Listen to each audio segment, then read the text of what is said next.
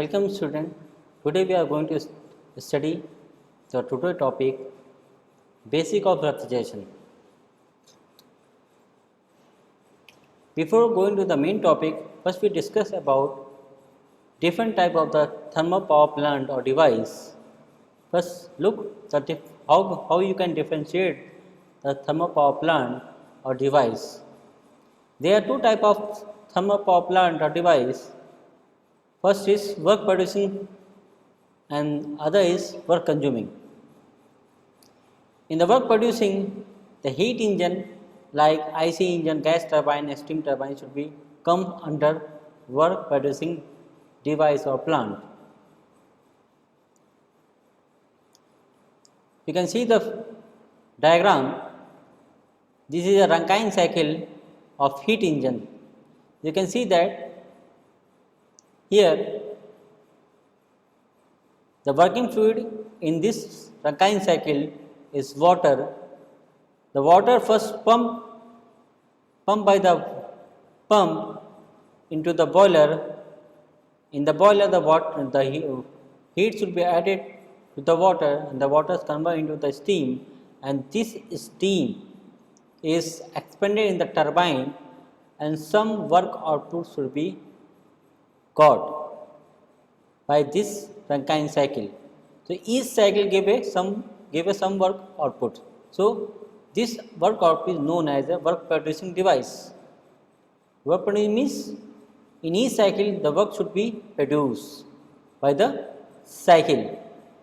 So after that the expended steam should be condensed in a condenser where the heat is ejected, and this steam should be converted into the water liquid state, and this again the water is pumped to the boiler by the pump. So in this the continuous work should be produced by this cycle. So like that, so this cycle should be known as a work producing plant and device or cycle. Now come to the next is work consuming plant. The work consuming plant like the heat pump, refrigerator, pump and compressor come under this category. You can see there, this is the VC cycle of vapor compressor cycle or refrigeration cycle. You can see that the vapor should enter into the compressor, and some work input by the external meat to the compressor. So in the work producing device, some energy input should be given to the system by some external means. So this type of plant should be known as a work producing plant or device. So the external work should be needed to run the system. After the compression, the vapor, which is high temperature and high pressure, enter into the condenser. In the condenser, heat is directed to the surrounding, and this vapor refrigerant should be convert into the liquid state, saturated liquid, and this saturated liquid should be expanded in the expansion device, which convert the liquid state into two-phase region, liquid phase mixture, and this liquid phase mixture enter into the evaporator. In the evaporator, the heat is extracted from the storage space. So the cycle is running into the anti-clockwise. You can see that this cycle is anti-clockwise. So work producing device should be the anti-clockwise cycle, and the work consuming producing device is a clockwise cycle. Now coming to the main topics. What is refrigeration? Basically, it is a process to maintain the lower temperature compared to the surrounding. Is known as a refrigeration. And the device which done that process, which transfer the heat from the lower region to the higher temperature, the one special device is called the refrigerator.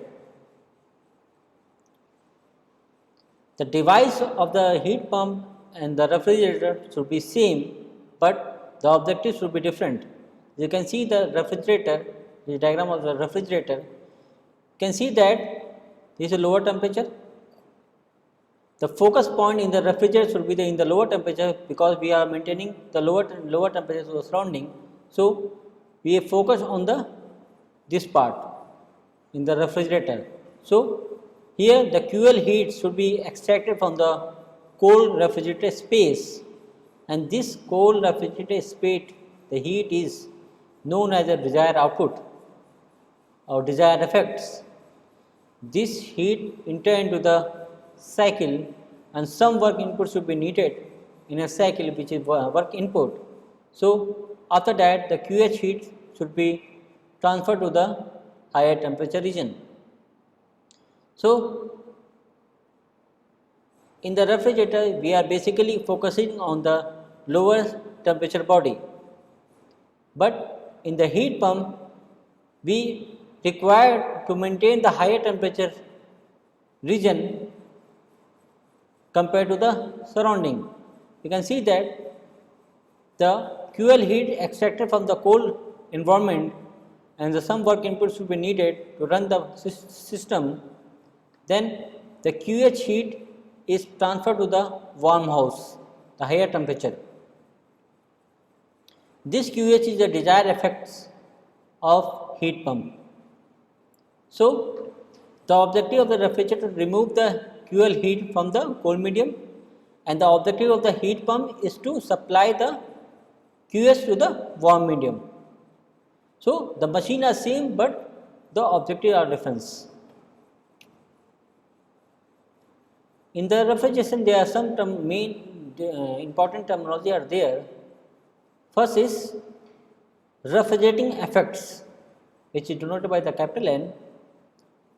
It is basically the ratio of the heat extracted from the cold body or a space to be cool in a given time.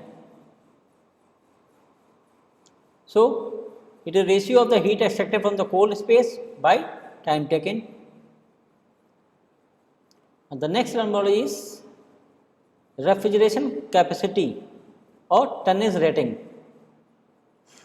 So the capacity of the refrigerating machine should be expressed in terms of ton of refrigeration. So the capacity of the refrigerating machine is expressed in the cooling capacity, also called the cooling capacity of the machine, which is expressed in the terms of ton of refrigeration. So what do you mean by the ton of refrigeration? First take an example, then we discuss about what is the ton of refrigeration. Suppose we are required one AC, we are going to purchase one AC from the store. You just went to the store and asked to the sales, I want one AC. Then after that the salesman asks you to one question to you, what ton you require in your AC. So just simply give answer like that, my room is very small, just I want 1 ton of AC. So what do you mean by the 1 ton of AC? The exactly mean of the 1 ton of AC. The 1 ton of refrigeration defined as the quantity of heat extracted to freeze 1 metric ton of water at 0 degrees Celsius converted into ice at 0 degrees Celsius in 24 hours. Let us take example. Take 1 metric ton, 1000 kg of water, which is at 0 degrees Celsius. Our objective to convert this water into ice at 0 degrees Celsius in 1 day. So then the total heat extracted from the water at 0 degrees Celsius to convert into ice at 0 degrees Celsius in 1 day, that total heat extracted from the water is known as 1 ton of refrigeration. So How can you calculate the 1 ton of refrigeration? How much amount should be extracted in 1 ton of refrigeration? The latent heat of ice is 334 kilojoule per kg, which means that this amount of heat should be extracted from the water at 0 degree Celsius,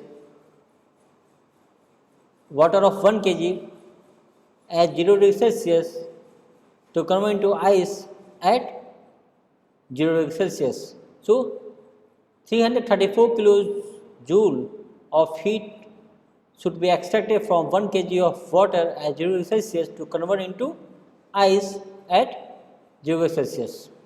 So, how you calculate the 1 ton of refrigeration? Just simply multiply the latent heat of the ice of 1 per kg into 1000 kg of water divided by time.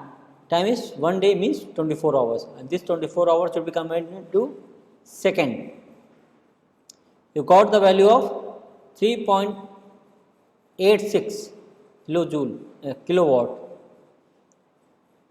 When we are taking the 1000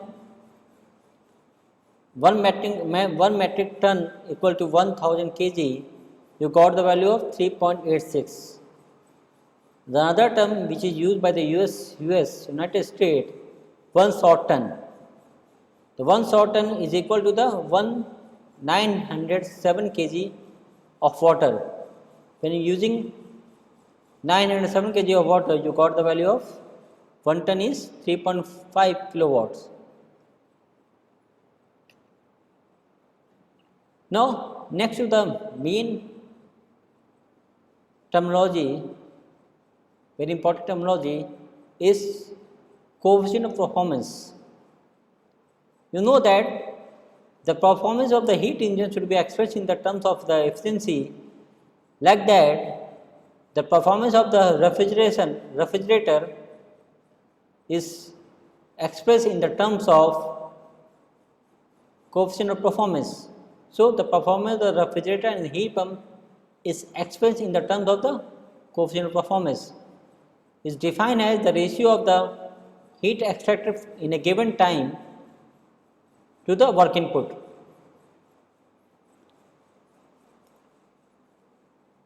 So, the work input should be high, the COP should be low.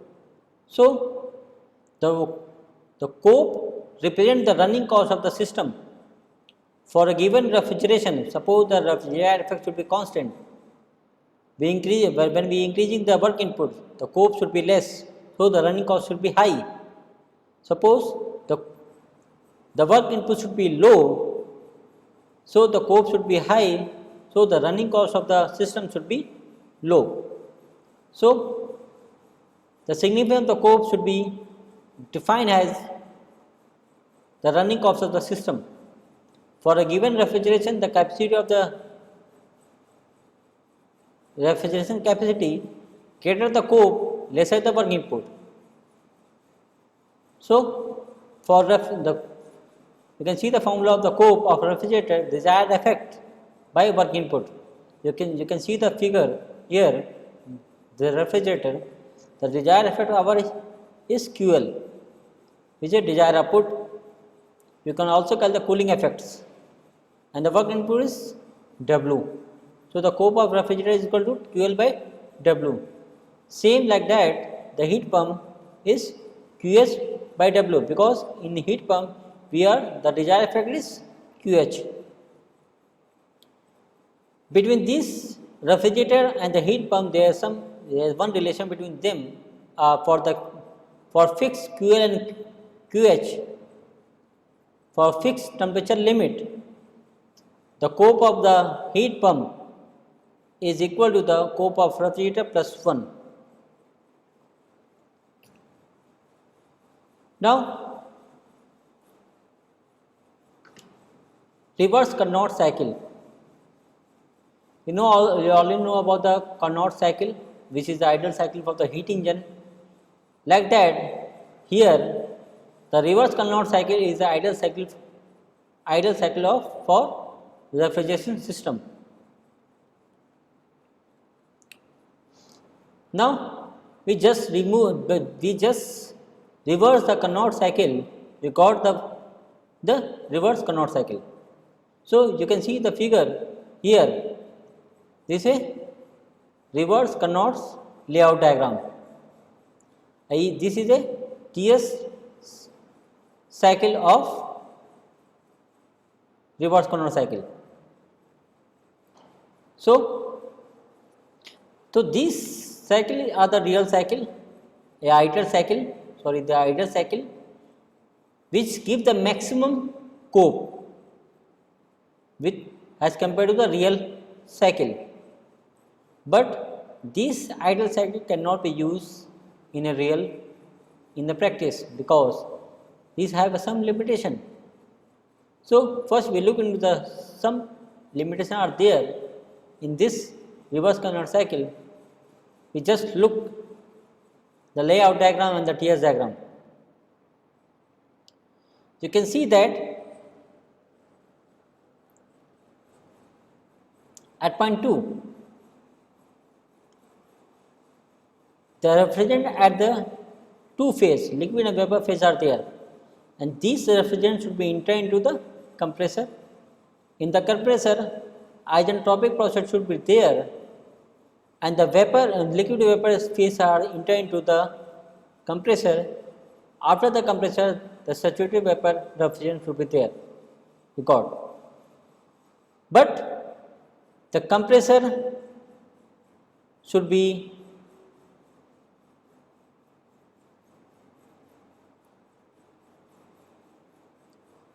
in the liquid phase enter into the compressor should wear out the compressor and decrease the life of the compressor, because the compressor should be designed to handle the vapor phase only. Okay. Then after that, the constant pressure heat rejection process should be there in the condenser. This vapor state should be converted to the liquid saturated liquid state. After that, this liquid state should be expanded into the turbine, and this turbine gives some output. After turbine, the saturated liquid should be converted into two-phase refrigerant mixture, refrigerant, liquid and vapor state. So you can see that the liquid should be expanded in the turbine. The work output coming from the turbine, is very less, because the specific volume of the vapor is very greater than the specific volume of the liquid. When these, you can see the formula of the open system, work done of the open system of the turbine. So the dV value should be very low for the liquid. So the work output from the turbine is very low, and the cost of the turbine is very high, which cannot justify by this refrigeration cycle.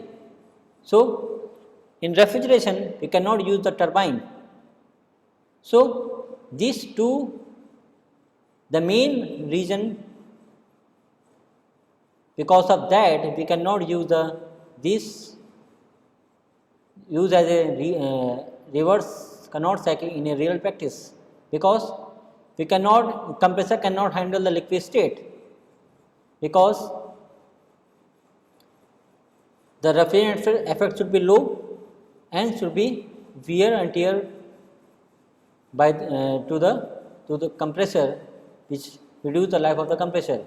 And here the turbine, which give the out with very less output, which cannot be used in the compressor also. So using the turbine in the refrigeration cycle should be not justified. So we cannot use the turbine in this cycle. So these basic two main reason we cannot use the reverse Carnot cycle in real practice. So these two limitations should be overcome to use in real practice. So, this is a Cope of the reverse Carnot cycle. When using the Cope formula in terms of temperature, so this Cope should be maximum for between this temperature limit. So, the Cope of the refrigerator should be at TL. The TL is a lower temperature reservoir and difference between the higher and lower temperature. Just like the heat pump, here the TH divided by TH minus TL. Here is the value of higher temperature. Basically, there are two thermal reservoirs are there. One is source and the other is sink. The source has the capacity to supply the large amount of heat or thermal energy without undergoing any temperature change, because this source is an infinite body. So, large amount of heat should be supplied by this reservoir without changing to temperature. Opposite to that, the sink has a capacity to absorb large amount of thermal energy without undergoing any temperature change. This is also known as a infinite body. Now, come to the concept of the heat engine. We know that basically the heat engine device is convert the part of heat into work and reject remaining heat to the sink or surrounding.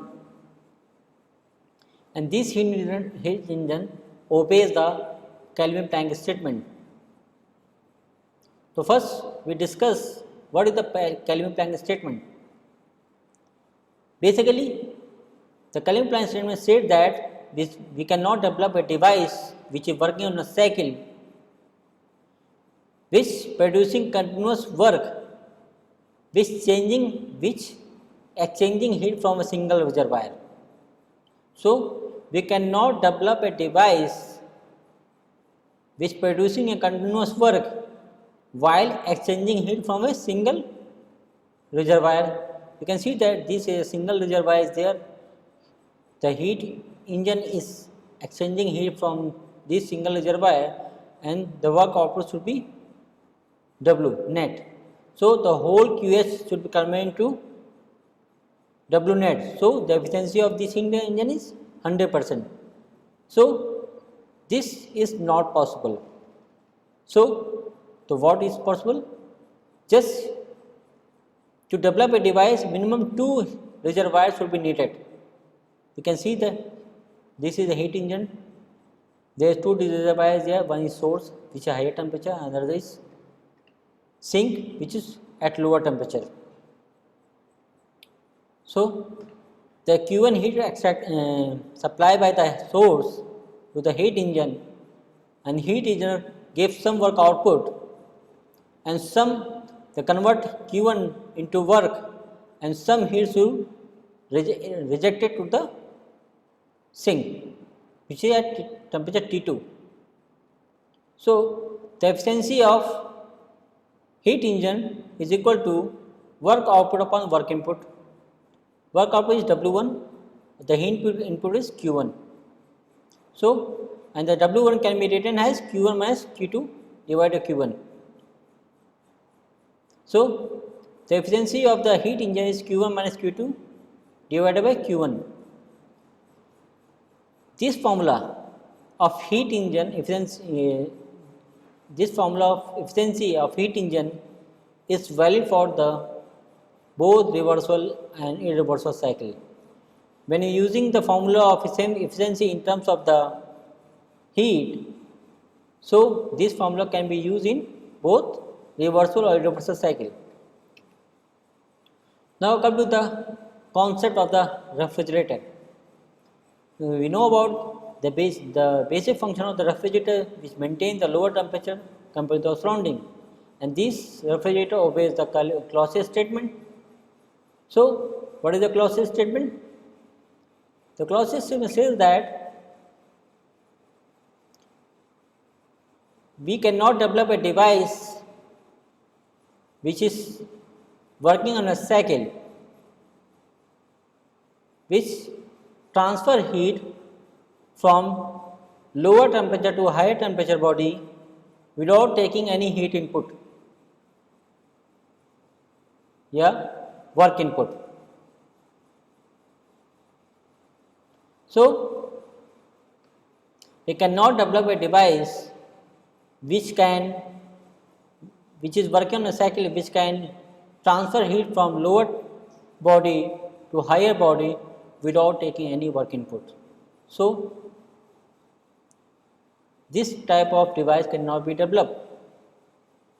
So, if you give the work input to the system, you can develop a device.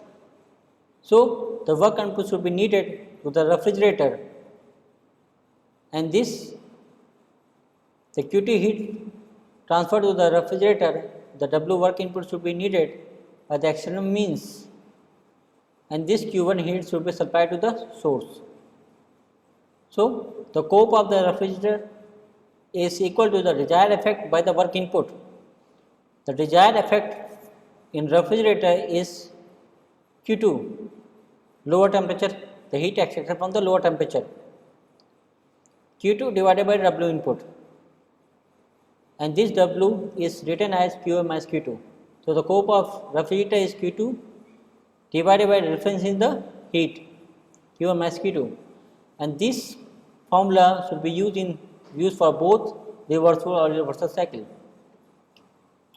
Now, just like refrigerator, the concept of heat pump, the only difference are that the focus point is higher temperature. The desired effect for the heat pump is Q1. So, the cope of the heat pump is equal to Q1 by W, and the Q1 and the W can be written as the Q1 minus Q2. So, these formula can be written as, when the cope is written in terms of the Q, that this formula can be used for both reversible and irreversible cycle. Now, cope of the reversible refrigerator. Cope of the reversible refrigerator. Previously, you see the formula, the cope formula in terms of the heat, and the cope formula of heat pump in terms of the heat, we can use in both reversible and irreversible refrigerator. But what is the formula of reversible refrigerator? So, you know that the cope of the refrigerator is equal to Q2 by Q minus Q2. According to the thermodynamic temperature scale, T1 is equal to Q1 equal to T2 by Q2. We got this expression according to the thermodynamic temperature scale, and this term is equated to the some value K. Put the value of Q2 and Q1 in terms of T and K in this above equation of cope, then this cope formula change in terms of temperature, and this cope formula of refrigerator in terms of temperature, and this formula should be used for reversible cycle only, and this cope in terms of temperature gives the maximum cope between this temperature limit. Just like refrigerator, the cope of the reversible heat pump, the cope of the heat pump is Q1 by Q1 minus Q2. Apply the thermodynamic temperature scale, put the value of Q1 and Q2 in terms of K and T, and you got the value of heat pump, cope of the heat pump is equal to T1 minus T2. This formula can be used only for reversible cycle only, and this gives the maximum cope of the for heat pump.